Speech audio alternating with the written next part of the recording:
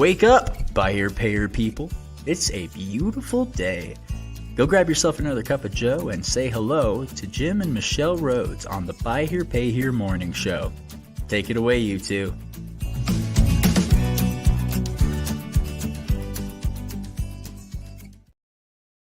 Hey, everybody. Hey, happy White Hat Wednesday. Happy White Hat Wednesday. Sorry to be delayed and getting started over here. I'd taken our laptop that we use for this upstairs and did some work on it yesterday. So I was like having to hook everything up. And it's like, it didn't want to play nice. Yeah. Dang it. I was thinking as I was walking downstairs, it's like, we should just do something that can handle this and leave it like downstairs. A PC instead of a Mac or something, like just put a PC in here and well, because it just has to be dumb to this. Oh yeah. Yeah. No, got it. Yeah. You got it. Yeah. Yeah. So White Hat Wednesday. Yeah. So we got a couple things. Yeah. I think we still haven't finalized our topic for Friday. So just in terms of announcements, we got that to think about. We also have the dealer forum. The BHPH dealer forum is next week, right? Yeah, it is. 13th through 15th in Indianapolis. So So expect to hear that many of you are attending that. Yeah. And but yeah, we've got a couple things teed up. We got somebody we want to reach out. I can tell you the topics that we're wanting to bring are, one of them is about RFC. It's definitely time. It's time. And I'll just plant the seed now. Like if you're going to do an RFC, if for the first time, don't wait too late, especially depending on what you're doing, where you're at with the DMS and all those things. And so we're going to invite some folks to come talk to everyone about that, because we have enough experience with it to know that it's a bit of a thing to flip the switch on that. So especially depending on the DMS again. Yeah, exactly. That you're using. And we got a couple other things, but for today, we're just talking about the holidays and the spirit of giving back, and whether we want to be a Scrooge at Christmas and the holidays. Well, can I tell kind of the story about yesterday, which brought this to front of mind? I spend every once a week on an afternoon I spend with my mom. That's one of the reasons why we moved back to Utah. And she had a doctor's appointment, and so we went up to another town to go do her doctor's appointment. On the way back, she says, I need to swing by the bank because I need to take care of some business. And I said, Mom, we were just there last week and we signed all the stuff and we did all the things. And, what do you need to? She says, well, I need to sign something. And I said, Mom, there's nothing you need to sign. And she kind of seemed, well, she was like, she goes, I need to go to the bank and get 10 $100 bills. And she goes, that's $1,000. I was like, okay, thanks, Mom. I love my mom so much. And she says, I need to go to the bank and get 10 $100 bills. And I just kind of looked at her and she said, your dad and I have been doing this. And it's like, it clicked something. My parents have been doing this since I was 12. Every year they would go and they would get 10 $100 bills and give them to their bishop, or it's like the pastor of their church community, and tell them, give these to someone in our community that needs it. I think for Christmas. Idea was 10 different families, right? 10 different families. 10 yes. Families 10 different families. Chris, $100 bills. And, she's like, so we're still doing that. And I said, you've been doing that even after Dad passed? And she goes, yes. My mom is on Social Security. Yeah. She is, based on her income, our buy here, pay here customer. Okay. And she does this. She saves up money and she does this every year because there are people that have more need than she does.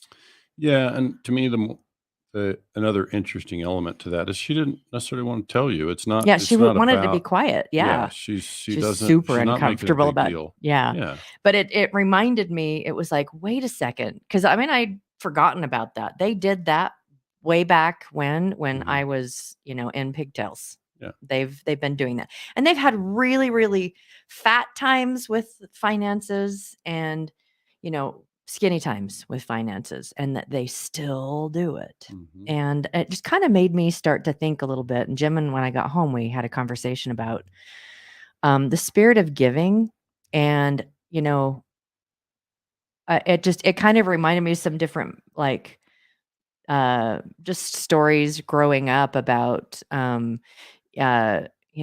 it's how giving has nothing to do with what's in your bank account Yeah. at all. Sure.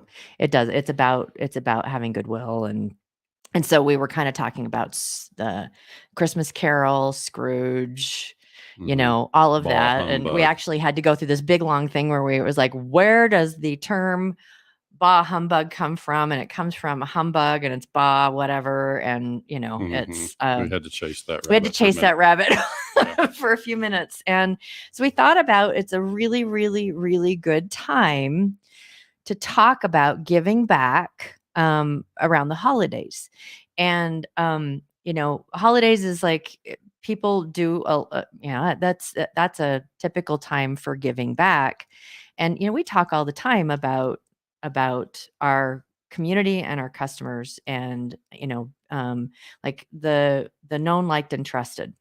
We also have been talking a lot recently about, there is a massive squeeze on our customers where they're having a hard time making their payments. We had a really interesting conversation with someone about housing, and how, housing prices just skyrocketed during COVID, and all of the different things that are associated with that too. But how food and gas right now are so much more expensive than they used to be.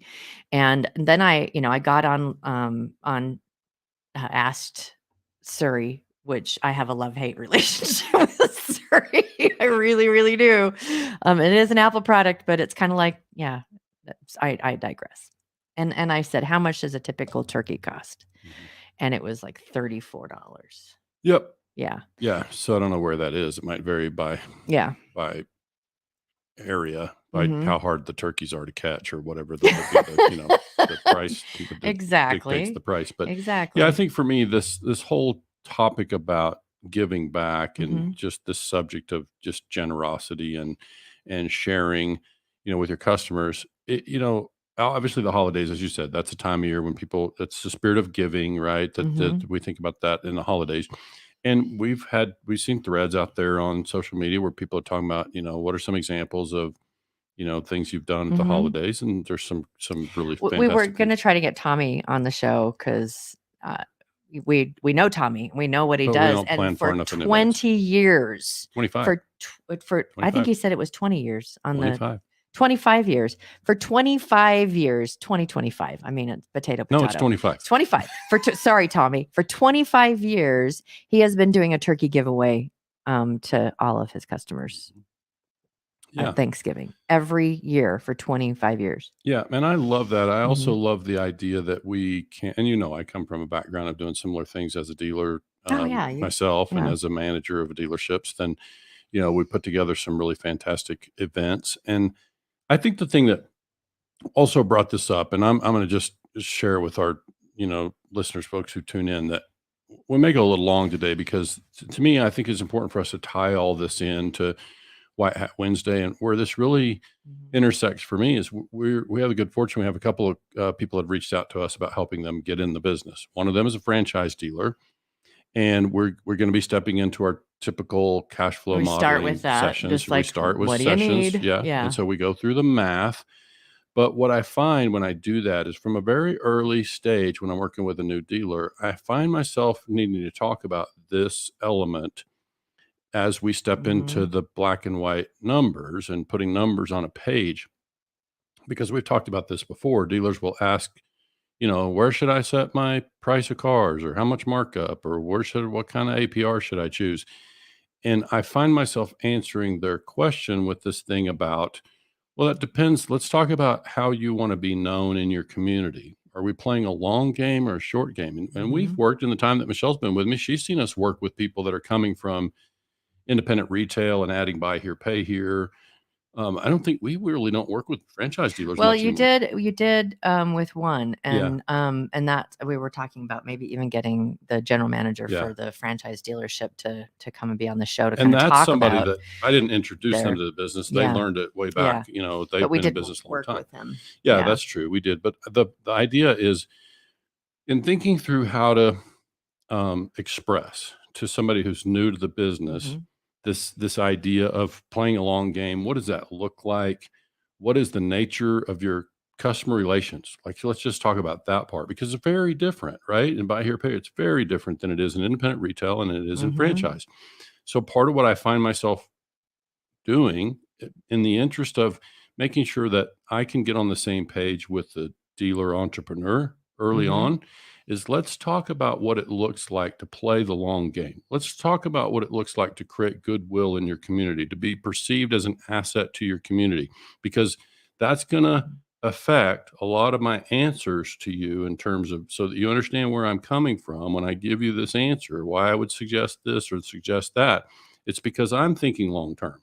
I'm thinking long-term success. Obviously, we've got to be able to get ourselves in business and generate positive cash flow and be profitable and all those. Of course, we have to do that, because we can't serve anybody in our community if we're not in business and healthy, right?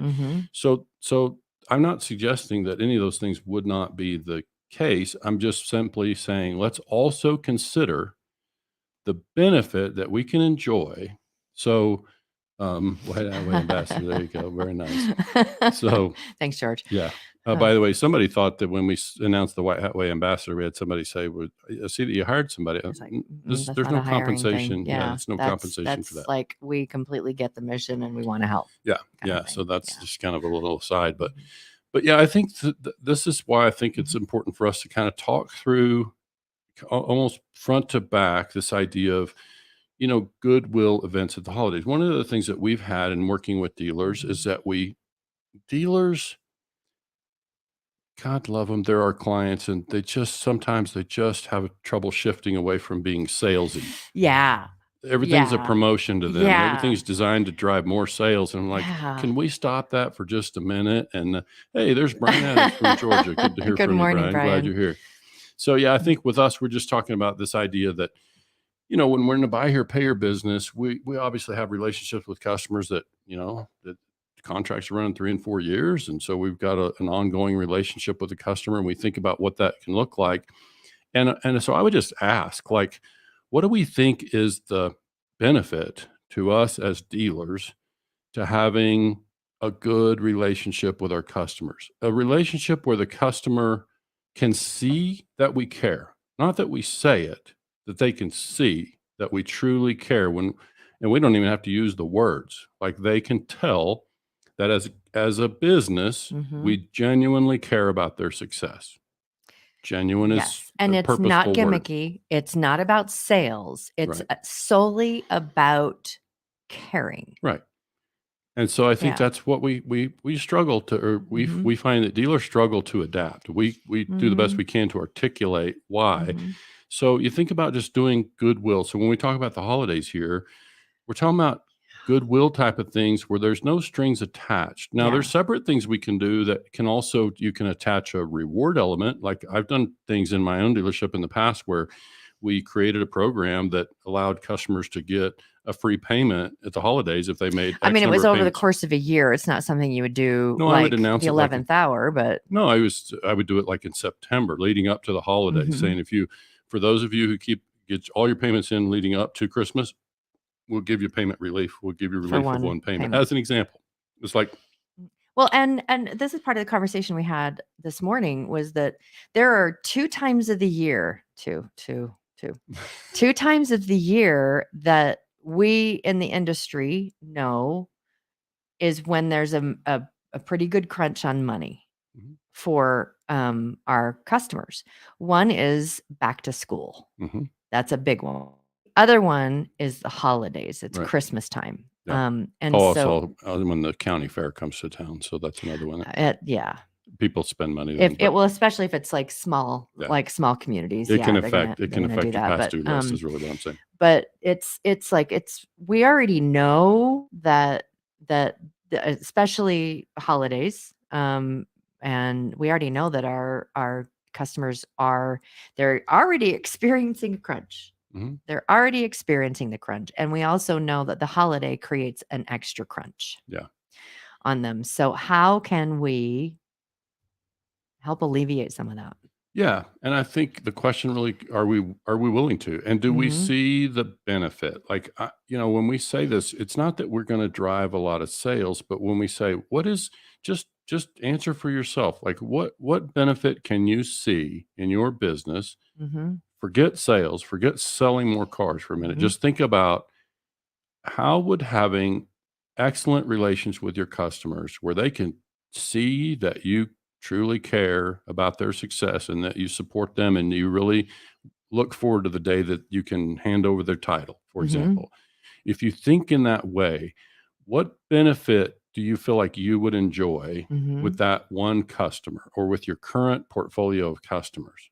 And I have my own ideas on that, but I think we're asking dealers, especially through this white hat element, to think about, if you think long term and you think about customer relations in this way, and we can think about Mhm. really leaning in with customers. Mhm. And among the things that we've done is giveaways. You talked about the turkey giveaway. We've seen people, I know Tommy used to do a drawing where somebody got their car paid off. I think he Mhm. had to back off of that one a little bit, but the idea is that, Mhm. it's kind of limited. I've said in the past, it's really just limited by our budget and our creativity.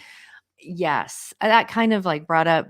I'll bring back my mom again. My mom is a very active person in her church community. And even right now, outside of this, I need 10 $100 bills. She faithfully gives 10% plus another $150 a month Mhm. to help the needy. Yeah. Um, in the community. And it's, again, it's like that's our customer. Yeah. And she's not being frivolous. I mean, she's super good with money. Anyway, but it's not frivolous, but it's so you know what I my first thought, because I'm a protective daughter, it was like, Yeah. Mom, should you be doing that? And then I thought, yeah, She finds a lot of joy in it. she finds so much joy And in it's that. private joy. Well, but it's still, I mean, regardless, it's harder as a dealer to give away to your customers and have it be something that's completely private, because it's like this is a customer kind of thing. But the knowing, and that's the difference between the sales and goodwill. It's Mhm. like, is this salesy trying to get them to come and buy a car, or is this goodwill that we're doing? Mhm. And when it's goodwill and that's it, and the people recognize that you don't want anything out of them other than just, I'm giving back. Thank Yeah. you for your business. Sure. I'm just giving back. That that's got to feel really good. Sure. And yeah, I know Jim has Yeah. had So, lots of experience our with that. favorite way to do this, and this can be challenging if you don't have anybody on your team who's really good at Mhm. pulling together and coordinating events and that sort of thing. This can be a bit of an undertaking for somebody. But, across the years, I've been directly involved in, I've planned and put together pretty large scale events for they're just Mhm. customer appreciation goodwill Mhm. events. They Mhm. were, and nobody was offered any. We gave away a ton of stuff, and so again, it's limited by budget. But I would say my favorite one that we ever did Mhm. was, we rented a banquet hall at a local hotel. We arranged food, and so we had this really nice spread for people to come in and have a nice meal, and then we started a game, and we played a let's make a deal game. You remember the Monty Hall, and I forget the new character, the new host, but basically we just did a let's make a deal. We drew and we let people trade. You can trade for this mystery bag or whatever, and we end up giving away some small stuff. We had so much fun with it, Mhm. and the customers had a ball. And I've told the story before about how once we did that, then customers, starting in August, September, hey, you guys doing another Christmas party? Where's your Christmas party going to be? I don't want to miss it. Because they had It fun. was a That was ball. the thing, and there was nothing at all associated with it. Was like every customer We went to is great effort invited. to make sure everybody went Mhm. home with something. So, it's Mhm. kind of if you show up, we want to make sure that you could see that we appreciate them. Mhm. One of the things that there's a couple things. Um, uh, we I hear frequently it's like, well, we've got these they don't appreciate bad customers, bad, and really think about your portfolio right now Mm-hmm. and how many people in your portfolio, percentage wise, are trouble. Yeah. That cause you headache. I mean, I'm not talking about like the magnitude of headache overweighs. No, it's like of the total amount of portfolio you have, how many people in that portfolio cause you a headache? Yeah, every once in a while you're gonna have people that's like, I'm a little late. I've got a struggle here, but that aren't really troublemakers. How many of them are not troublemakers? Mm-hmm. And so, if that just the imagine how someone who is already feeling that crunch, that pinch, just a small token of something to say, I'm thinking about you. I want to help alleviate something. And it's there's so many of the unnamed people in our portfolios that they're just doing their best, and they're paying their bills, or they're trying to pay their bills and keep food on the table and the heat on, and a roof over the head, all of that kind of stuff. And you may not have heard a word from them in a year, Mm-hmm. but you could touch. I mean, that can be super, super impactful. It's like, hey, here's something for you, and that becomes something. Those little things become something pretty impactful Yeah. for people that really need it. I think that's why it's important that we help connect the dots. It's like, Mhm. and this whole premise of, goodwill, and really we want that to permeate our culture from top to bottom. If anybody is working with customers, we just want to think about that that idea that you can demonstrate to the customer that you truly care about their success. Now, Mhm. does that because of giving them $100 bill at Christmas time? Well, that's something, but it's like that. And the holidays is beautiful. I'm really simply saying, what are we doing the other 52 weeks Well, of the year, yeah. the other 11 months of the year? It's like, what can we install in our processes and in our culture and our Mhm. policies that allow us to demonstrate that we truly care about the success of the customer. We're there to support them. We know it's a struggle, and so we're going to show in all of our practices that we genuinely care about their success, and we're providing solutions. And so, but again, I think with the events like at the holidays, it's a Yeah. great opportunity for us Mhm. to, and when I say, ask yourself, if you think about doing that and your tendency is to do Facebook lives and share it across, I think it starts to pollute the idea that we're doing it for the customers, like so I think you just got to be careful when you start, because there's a big difference between a promotional event Mhm. and a goodwill event. And so we can't emphasize that enough. And I think what we're talking about here is just trying to make sure folks know we're really suggesting at the holidays that we focus on goodwill,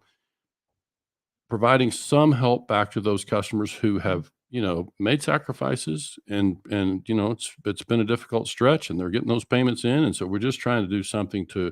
reward that. Yeah, and And I was like running numbers because I do that. mhm, And to for it's less than the price of a car when we to be able to do something. It can you be. mean the whole event? Yeah, to do the whole event can be less than the price of a car, Yeah, of one that's just car, and it's like it's me giving back to that's up to everybody. everybody's budget. I Yeah. can tell you the budget for that let's make a deal party. I want to say we spent 8 to 10 grand for that. It's might have been more, but it's like, and I remember the dealer's reaction. At that place, I was kind of a general manager, but He was really was coaching and general acting as the dealer manager. Yeah. principal, and had Mhm. had pretty much carte blanche on authority and management and banking, et cetera. But that one, I remember that the dealer principal came to the Christmas party. This was a very wealthy gentleman, and he owned the business, but really didn't, wasn't directly involved.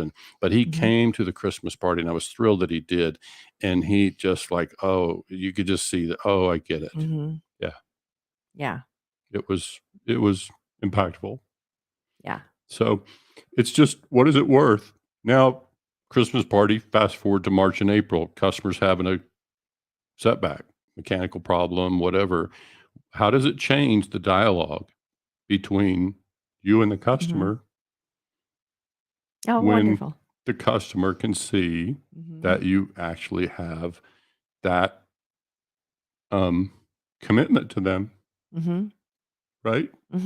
Like, I we're going to get through agree. it. I agree. And it's Brian, who is someone that we've done some work with too. It can be at any budget, because he says, we're doing pictures with Santa. We have a photographer coming. It's all free, and doing cookie decorating with the kids. Nice. Great. Yeah. Beautiful. Fantastic. Yeah. I and it's definitely just, want to involve the kids. yeah. And so, we talk about this. We said it recently in some of our other episodes, is this idea that in our industry, we find that from a collections, and look, that's the business we're in, right? Is collections. We're in a 3 or 4 year relationship. We're working with customers and getting those payments in. We find that in collections in the buy here, pay here industry, a lot of people use the punitive side. They use punishment in the collection phase, repossess, whatever kind of punitive things have to happen in order to, get payments in. But we don't find enough of them use the reinforcement and reward side. Carrots. And so this is why I think when you think about these kind of things, it's rewards. It's rewards for being our customer. It's reward for doing business with us. It's a reward for, keeping your account, caught up. We know it's a struggle. It's like, these things don't have to come out of your mouth, but it's like your customers can see that you are going to reward back again and again. So again, Christmas time is a wonderful time to do it and really, do it in a little bit bigger way. I would just challenge everybody to think about what about the other 11 months out of the year? What can we do to show our customers? And we can't spend thousands of dollars on a party every month. That's not what I'm suggesting, but I'm saying there should be things that we can incorporate that will demonstrate what I'm talking about. This idea that a customer understands that we truly care. Now, what's the likelihood of us navigating whatever the problem is, that we can help this customer make it to the end when they can begin to understand? And it's one thing to say it. So this is part of the white hat way thing, right? We need to be able to walk the talk. And sometimes we just need to not talk. We just need to walk and show that we're doing the And stuff help. and that we truly Yeah. care.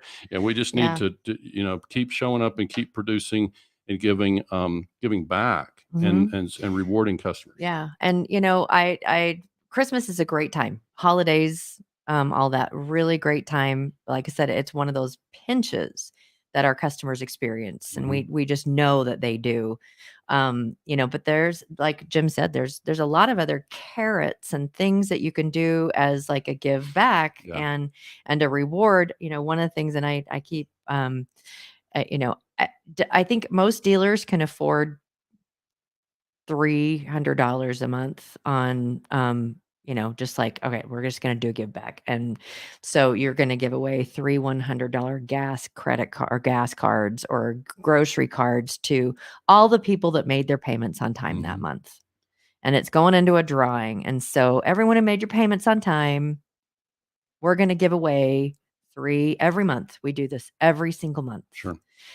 And I think, people who've tuned into the morning show have seen me get emotional on other subjects in the past. I mean, I'm an emotional person. The emotions run pretty close to the surface. This stuff really matters to me. Like I truly care about the customer. And let me just help connect the dots. Let me tell you why I feel like it matters to you that are listening as dealers. Because instead of having a stressful experience and encounter with your customers across your portfolio and having a contentious relationship with your customers, I'm just asking you to think about what it's going to feel like. And many of our dealers do this. They know this. They have this kind of experience with their customers, where that nature of the relationship with the customer is such that it's pleasant. The dealer sleeps well at night. No, and they don't have to worry about getting confronted in a grocery store. Like it's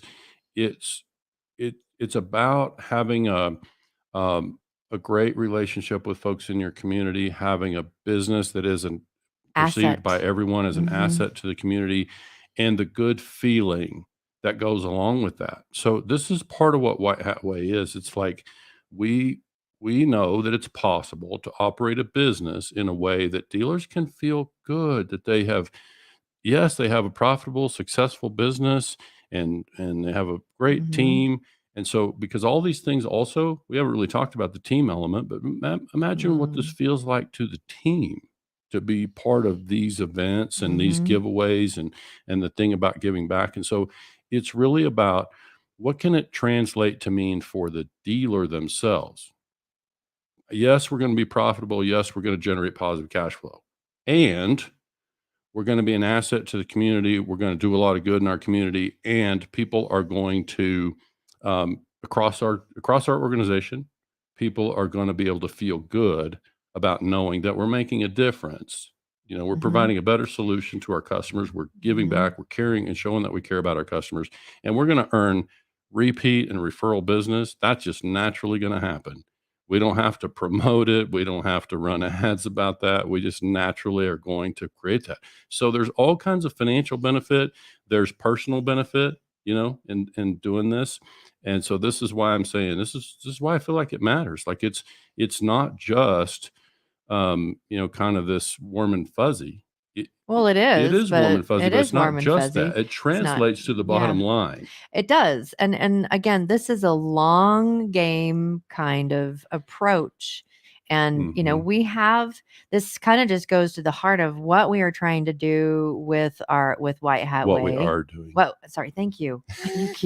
What we are doing, what we are accomplishing with White Hat Way is that dealers that are White Hat dealers, they're looked upon by the community as an asset.